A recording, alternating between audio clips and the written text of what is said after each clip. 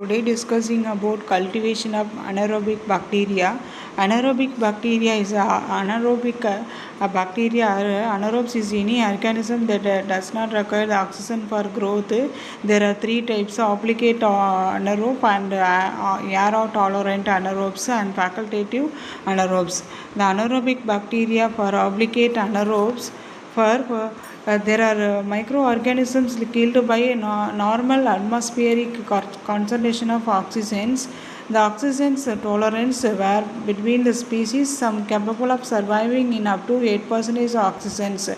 Aero-tolerant anaerobes survive in presence of oxygen, do not use oxygen for energy requirement. So facultative anaerobes is an organism that makes ATP by aerobic respiration if oxygen is present. And next one, methods for cultivation of anaerobic bacteria. Candle jar method, anaerobic jar method, anaerobic chamber, vacuum and gas displacement method, and thioglycollate broth method, and alkaline pyroglycol method, and brewer anaerobic culture plate method. And first one, candle jar method. In this method, the media placed with bacterial inoculum kept inside the jar, seal the jar with it, lit candle inside. So these conditions are ideal for the growth of anaerobic and microphilic organisms. So the picture is candle jar method, and you see the lid first one, and glass jar, inside the glass jar, and tubes with liquid media and inside the candle, and petri plates are inside with solid media. So inverted positions are arranged. An anaerobic jar method. In this method, for bacterial inoculum kept inside the jar contains this produces the hydrogen inside the jar. The hydrogen reacts with the oxygen present inside the jar. This causes reduction in oxygen concentration inside the jar. In these conditions is ideal for growth of anaerobic organisms. So this picture also the anaerobic jar method. And next one, anaerobic chamber. So anaerobic chamber also known as the anaerobic glue boxes. This is the atmospheric control unit designed to be used when working with oxygen sensitive materials. The chamber contains the sealed environment for H2, CO2 and N2. The media plates are kept into the chamber and nitrogen is the side to the chamber. So anaerobic chamber, you see that picture. And next one, vacuum and gas displacement method.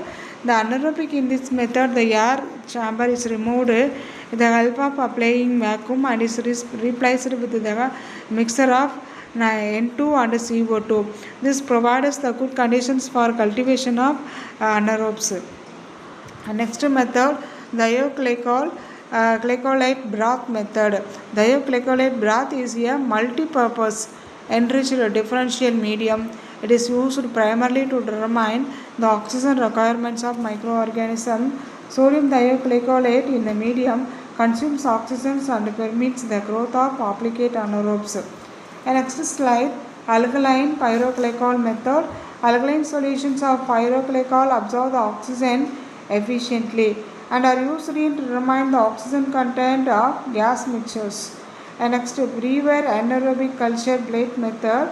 Brewer anaerobic agar is used to cultivating anaerobic and microaerobic bacteria.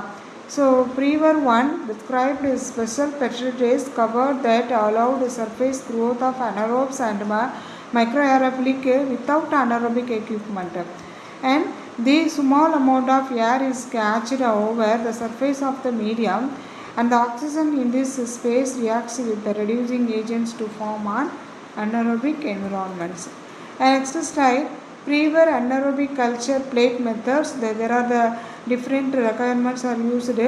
So what are the requirements? The pancreatic registry of casein and protease spectrum number 3 and yeast extract testo, sodium chloride, agar and sodium thioglycolate, sodium formaldehyde and sulfoxylate and resazine.